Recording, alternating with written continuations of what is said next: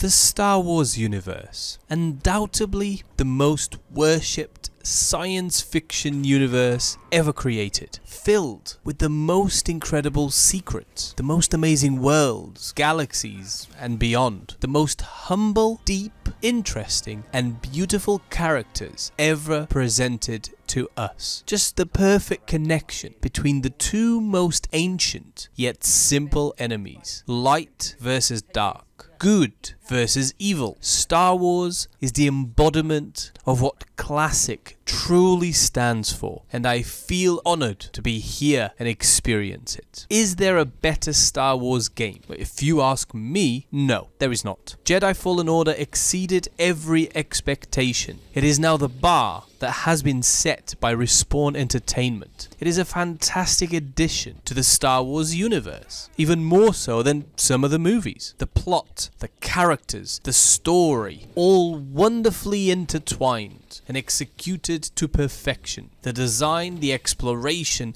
the surprises. It really, really offers one of the most superb gaming experiences of our generation. I could go on and on. There is so much beauty here. This game is quite simply outstanding in almost every single way. I say almost. I do want you, the listener, to understand that this game is worth every single second of your time, especially if you are a Star Wars fan. Go buy it right now. If you don't like gaming, go watch a walkthrough. I'll put Radbrad's link in the description. It's quite long, but so worth it. So, this game is amazing. We've certainly established that. But I do want to talk about what could have been done better. The small and tiny details of the game that could have turned this experience into something even greater. There aren't that many, but there are a couple that most definitely could have benefited from a different design, or at least a more polished finish. The single most annoying part of the game,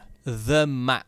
It is quite simply nowhere near the standard of the rest of the game. It needed to be done so differently. It's just terrible in this format. There's no question. It needs an absolute redesign. This type of design just does not work. It is extremely difficult to read and navigate, and it's the actual same exact design that Borderlands 3 used. And we all know how awful that was. The only difference is the slight coloring. Borderlands 3 had a basic grey / black and white type of map, and Star Wars has a white / bluish design with a bit of other colours to mark entrances and so on. In my opinion, they could have done a much better job with the map.